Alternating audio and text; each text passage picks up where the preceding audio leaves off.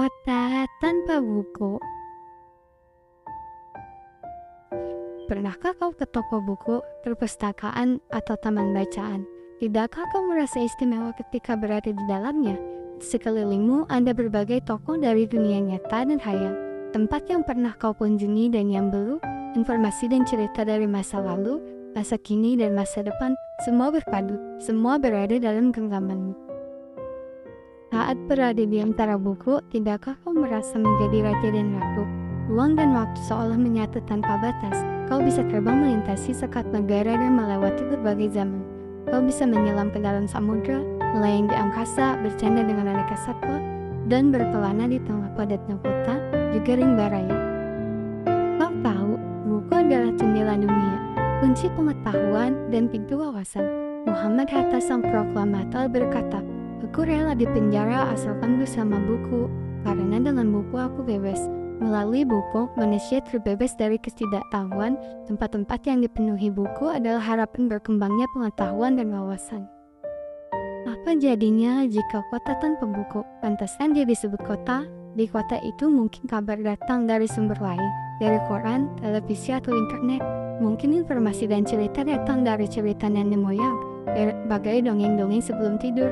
Irama warga pun tiada beda.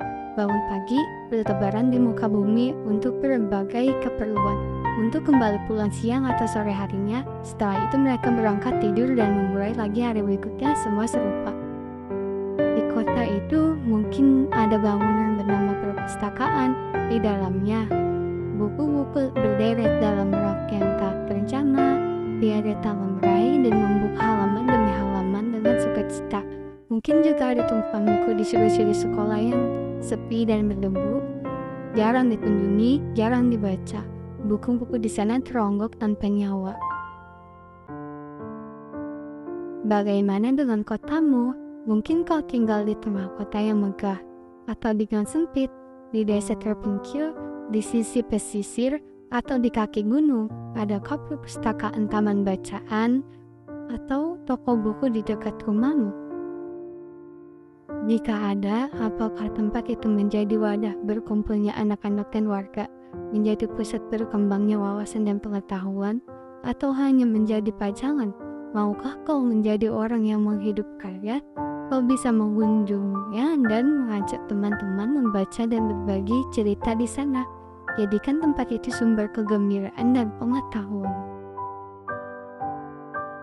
Jika tempat itu belum ada, maukah kau menjadi orang yang mulai menghadirkannya? Kau bisa memulainya dari sebuah sudut teras rumahmu. Ajak teman-temanmu memulai langkah baru. Jangan biarkan waktu berlalu tanpa buku. Siapapun dirimu, bersahabatlah dengan buku. Dia akan menjadi teman setiamu sepanjang waktu.